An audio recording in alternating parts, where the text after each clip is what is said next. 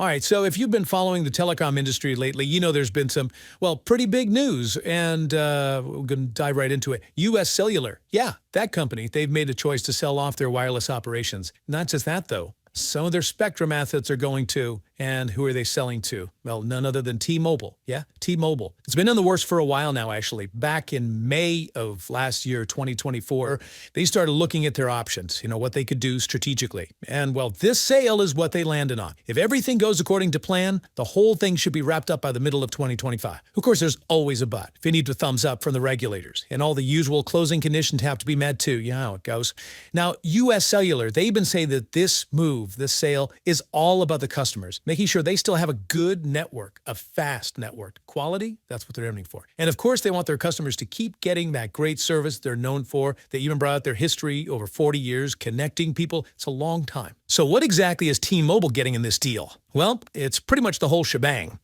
US Cellular's entire wireless operations, all their customers, that's a lot of people, and about 30% of their spectrum licenses.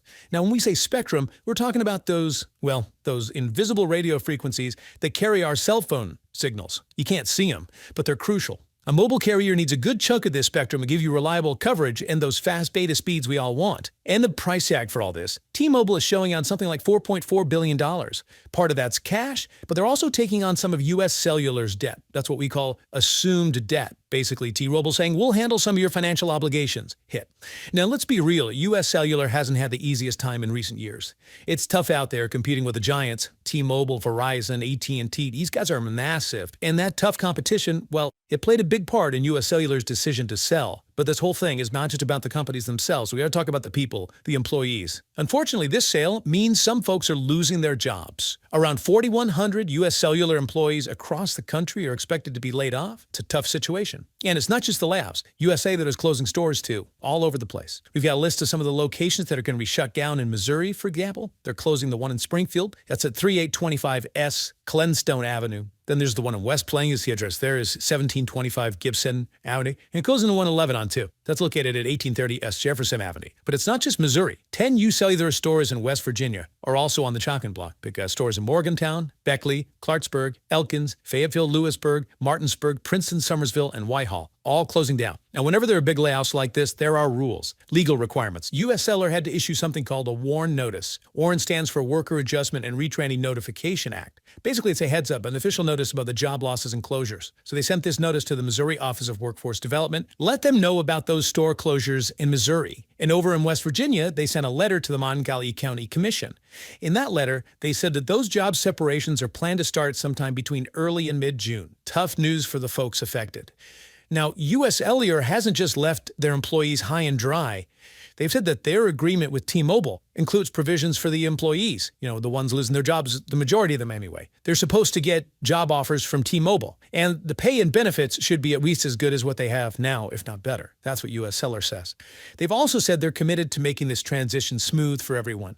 They're offering severance packages and support to help people find new jobs. But there's still some uncertainty. We don't know exactly how many employees T-Mobile will actually offer jobs to. They haven't made those final decisions yet. And here's another thing.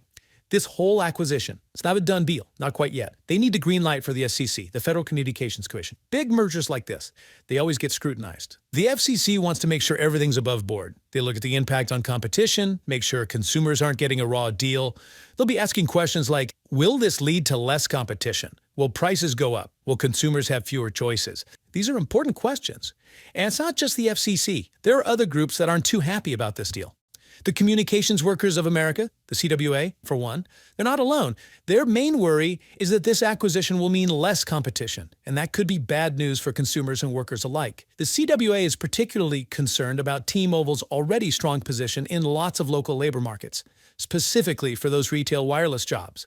They're worried this deal will just make T-Mobile even more dominant. Now, this isn't T-Mobile's first rodeo when it comes to big acquisitions. Back in 2020, they bought Sprint. That was a $26 billion deal, a huge shakeup in the industry. Remember that merger took us from 4 major carriers down to 3? And what happened after that merger? Well, T-Mobile ended up laying off about 5,000 employees. That was about 7% of their workforce at the time. It's interesting, though, because after that Sprint merger, T-Mobile said they were going to be a job-creating company. But it turned out that statement was about their projections for the total number of employees they'd have by the end of 2022. not about what would happen right after the merger closed. See, a little bit of clarification there.